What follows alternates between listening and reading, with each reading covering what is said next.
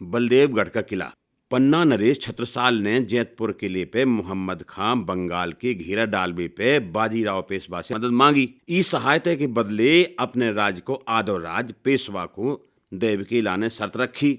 इस पर बुंदेला मराठों का आगमन बुंदेलखंड में हुआ। अब राज विस्तार किला ने ओरछा राज्य के अंतर्गत आवे वाले झांसी दुर्ग पर उन्होंने अधिकार कर लो। झांसी का कि मराठा शासन तत्कालीन ओरछा राजाओं ने सैन्य शक्ति दिखावे के लाने इसे तंग आकर के ओरछा राज्य के स्थान पर 1783 में टेहरी को अपनी राजधानी बना लो। टेहरी राजधानी बनाने के पश्चात उनने राज्य की सीमाओं पर पचेर, बलदेवगढ़, अस्तौन, बमोरी कला आदि किलों पर निर्माण कराओ। बलदेवगढ़ ओरछा राज्य की रियासत में जो अब जिला टीकौण में है, ये चंदेल काल से बांध के नाम से जानो जातो। विंध्याचल पहाड़ की ऊंची ऊंची पहाड़ियां प्राकृतिक छटा देखी सी बनत है। राजा मदन वर्मा ने ग्वाल सागर तालाब बनवा दो, जो बलदेवगढ़ जिला मुख्यालय से 25 किलोमीटर दूर टीकौण छतरपुर बस मार्ग के बीच में परत है। आवे जावे के लाने छतरपुर, झांसी, बलदेवगढ़, दमोह, सागर, इंदौर से बस मिल जाती हैं। राजा विक्रमादित्य सिंह ने 1776 में मराठन की बेर बेर लूटपाट से हैरान होकर ओरछा की राजधानी टेहरी बना ली। सैनकन खो रुकबे खाबे पीबे खो नौनी सी जगह दे दी। बांध बलदेवगढ़ में किलो बनवा दो। ई किले में तोप, तलवारें, बंदूकें, बारूद सब अच्छी तरह से भरवा दे।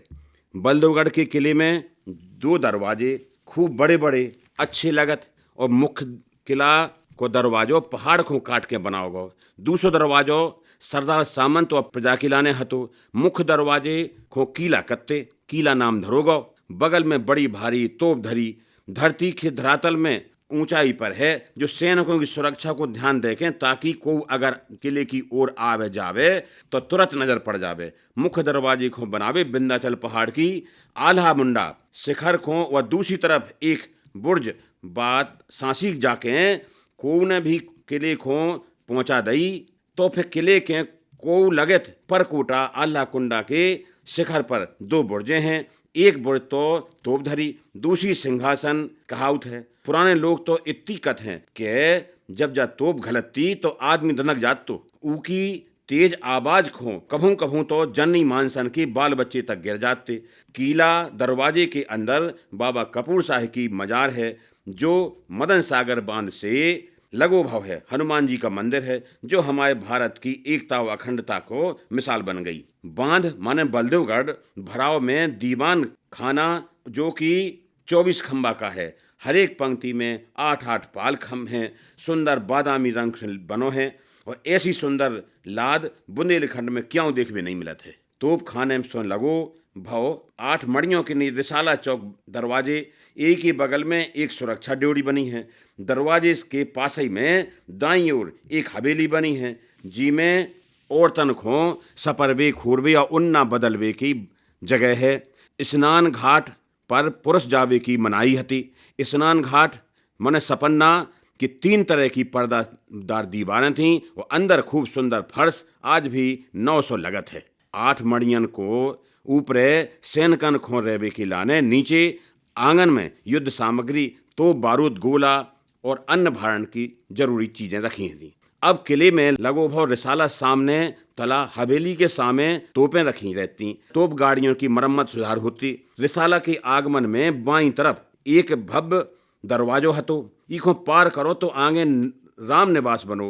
यही के दाईं ओर चौपरा महल, जी में बीचों बीच सपन्ना बनो। चौतरफा चौपरा के बीच शंकर जी को मंदिर, ताकि रानियों को सपर खोर के शुद्ध होके अपने भोले को मना करके सुख समृद्धि को वरदान पाती। किले की दीवार से लगी सुंदर हवेली, जो बाईं तरफ से गलियों में होती हुई उठा पटक या मैदान बस्ती को जबरदस्ती या अत्याचार करत तो ई बात को देख करके नई बात नजर आती। और किले में जो आँख या जा पे देवे आजकल जो CCTV कैमरा काम करत है, वैसे ही जी आँखें काम करत थी।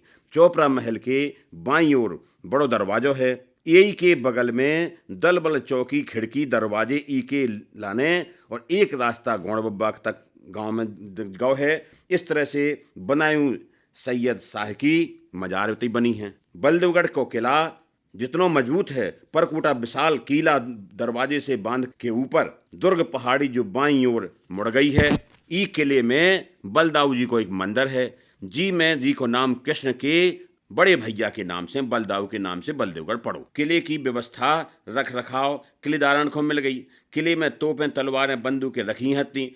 ई के बाद में आज़ादी के बाद विंध्य प्रदेश में नए राज्य को निर्माण भाव सो बुंदेलखंड बघेलखंड की रियासत में विलीन हो गो। विंध्य प्रदेश में किलों में सुरक्षा व्यवस्था समाप्त हो गई। ई बात सुन लेके भगवान भरोसे आगे चलत रहो काम। लेकिन माह अप्रैल 1963 में ई बलदेवगढ़ में ग्राम रक्षा समिति का प्रशिक्षण केंद्र बन गो और निकट ग्रामवर्ती गांव में आदमी उतर प्रशिक्षण लेवे की राने आऊं लगे। इसके बाद में एक दिन 8-10 युवक अनजाने में बारूद भंडार के पास पहुंचे और उते बारूद जैसी चीज देख के उनके मन में जा लगी कि ये में का हुई है। प्रश्नोत्तर और वाद विवाद के बाद में जा सोची ई को अपन परीक्षण करें। एक युवक ने माचिस की तीली बारूद में लगाई, लेकिन सैकड़ों वर्षों से धूल और मिट्टी और पुरानी बारूद होने के कारण एक माचिस की दिया सलाई की तीली से बारूद में आग नहीं लगी। अब की बेर 5-6 तीलियां इकट्ठी उन्होंने ली और दिया सलाई से रगड़ी, बारूद के ढेर की तरफ ले गए और तभी बारूद में भयंकर विस्फोट हो गया। जी परीक्षण से सभी के चिथे चिथे उड़ गए। उसके मरण इसके बाद में जिनको मरने का भय था वो वहां से भाग गए। इस घटना को आज 54 वर्ष हो गए, लेकिन बलदेवगढ़ के बुजुर्ग आज भी ये बात को ध्यान करके शहर उठत। बलदेवगढ़ की तोप कि आज भी टीकोण के आसपास के लोग मुहावरे में बातें करत हैं, तुम हमाओ कछु नहीं कर सकत, तुम कौन बलदेवगढ़ की तोप आओ। वास्तव में बलदेवगढ़ की तोप भारी भरकम भीमकाय है। यह बताउत है कि कितनी आवाज होती, और यह तो वही जानते हैं जो उस समय उतय हुई हैं। उत्थान पतन प्रकृति को नियम है, इसे पराभव होता है, उत्थान होता है। राजतंत्र में बलदेवगढ़ को उद्भव और वैभव पराभव हो। अब जनतंत्र में परिस्थितियां बदल गईं, सो कृषि और पशुपालन के विकास की संभावना बढ़ गई और नवयुवक आधुनिक काल में पूरे दूर संचार से आवागमन से जुड़ने के कारण वे दूर दूर तक अपने क्रय विक्रय और अपनी आर्थिक सामाजिक और बौद्धिक विकास कर अपने जीवन को साकार कर रहे हैं।